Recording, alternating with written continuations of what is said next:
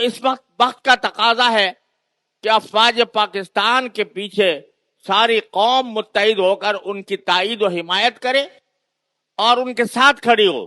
ان اختلافات کے اظہار کا یہ موقع نہیں ہے، یہ اس بات کا موقع ہے کہ ساری قوم متحد ہو کر اپنی افواج کے پشت پر کھڑی ہو.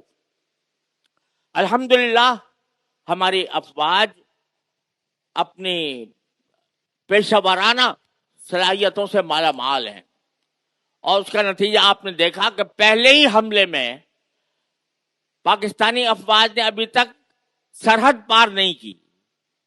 کوئی فوج یا کوئی طیارہ پاکستان کا سرحد پار کر کے ہندوستان میں نہیں گیا.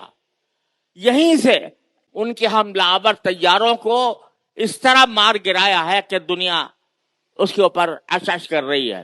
اللہ تعالیٰ کے فضل و کرم سے ہماری بہادر افواج کا یہ طرح امتیاز ہے کہ جب ایسا موقع آتا ہے تو وہ دشمن کا مقابلہ پوری تندہی کے ساتھ کرتے ہیں، پیشہ ورانہ مہارت کے ساتھ کرتے ہیں.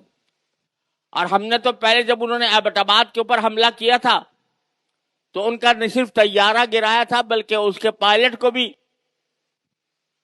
پکڑ لیا تھا اور اس کو چائے پلا کر رخصت کیا تھا. یہ اخلاق کا مظاہرہ کیا تھا کہ اس کو چائے پلا کر رخصت کیا. اب ہمارے افواج یہ کہتے ہیں کہ ہم چائے تمہیں وہیں جا کر پلائیں گے، یہاں نہیں.